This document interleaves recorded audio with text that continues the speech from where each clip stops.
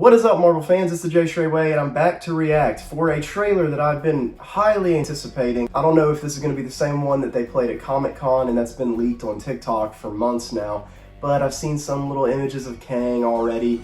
The poster even released today before the trailer, and it looks cool, but we've seen so many fan-made images now of Kang and all this stuff that I almost thought the poster was fan-made at first, but it's carrying the legacy of the last two teaser posters. I personally think Ant-Man is the weakest franchise Marvel has, maybe tied with Captain Marvel. Those movies just don't do anything for me. They're the ones I've rewatched the least. I hardly remember what happened to Ghost at the end of the last movie. But Ghost is supposed to return in the Thunderbolts. I enjoyed what the Russo brothers did with Ant-Man a lot in Civil War and Endgame. I love the way they showed his character off, but in his own movies, the style just never works or meshes well with me, and I think this is finally going to shake things up and change it. I think the director or some of the writers even said that months ago. And for me, this franchise does need some type of hard revival. While I know people love these movies, and everybody loves Paul Rudd, that's not the problem. I just never get that locked into what's actually happening. It never feels like any of it's that serious. I will say WASP is like a top 3 MCU female characters for me. They did really good with her so far. But we are all ready to see Jonathon Majors as Kang the Conqueror in costume, in HD. I am certainly ready. Let's dig into this right now. Ant-Man QUANTUMANIA, first trailer. I used to ask myself a lot of questions. Scott, you're at ex-con. How are you an Avenger? That doesn't make sense. New costume. But everywhere I go, people tell me the same thing. Thank you, Spider-Man! Oh, God. People still need help. Poor guy. That's why we made this. It's like a satellite for deep space, but... They recast his daughter. Wait a minute. You're She's a good actress. Signal down to the quantum realm. Turn it off. Now!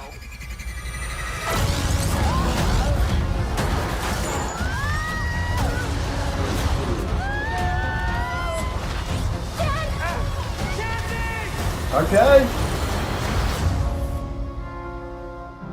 Ooh, I like this remix. Elton John.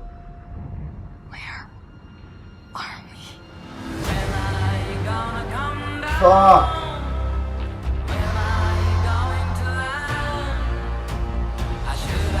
What are those? Comic nerds, what are they?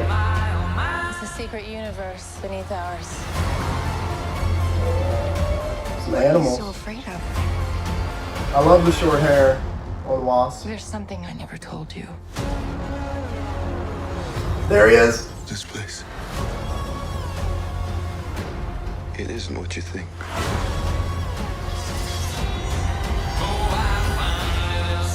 Whoa, that's a sick shot, dude.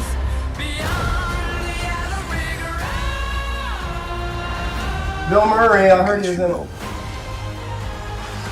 And give you more time. What the? If you What help the me, fuck? He's got a cape, yes. So, what's it gonna be? Ant-Man. Yes.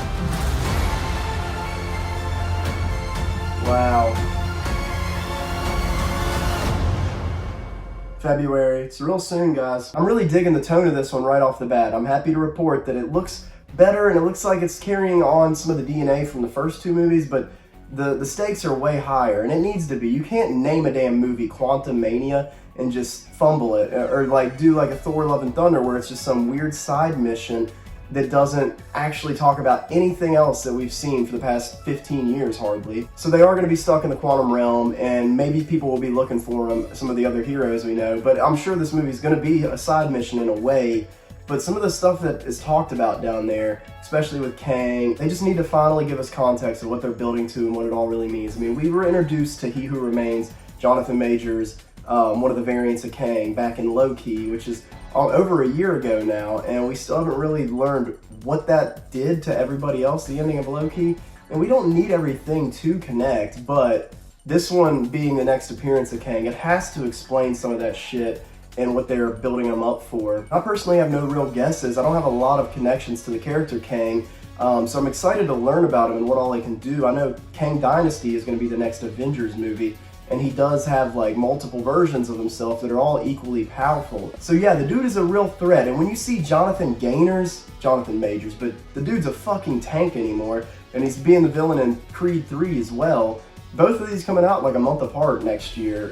Creed 3 coming out in March, and that trailer looks fucking fantastic. I've been a fan of the guy since The Five Bloods, which he was amazing in, man. He brought so much intensity to that role. But now he's hitting leading man status, and he's playing these villains, and it's just exciting to see some fresh talent in Hollywood. And yes, he has big shoes to fill. I mean, he is being looked at and talked about as the new Thanos, and this is kind of an up-and-coming actor doing a big job like that. It's just going to be a big magic trick he has to pull off. Ant-Man looks great in his new suit along with Wasp. They always kind of tweak him every other movie, but it's just small little differences. But these new suits really pop, and Cassie, his daughter, she's a great actress. And I thought the girl before was really good too. Her scene in Endgame when they reunite, and Scott has to come find her and make sure she didn't get dusted. That scene's so fucking powerful. And Michael Douglas must be on the Pierce Brosnan diet as well, because he's aging great. He looks badass in this. And I love that everybody's there, the whole family. So they're gonna have to do some explaining, and the parents, somebody's gonna have to tell us what the fuck is really going on here.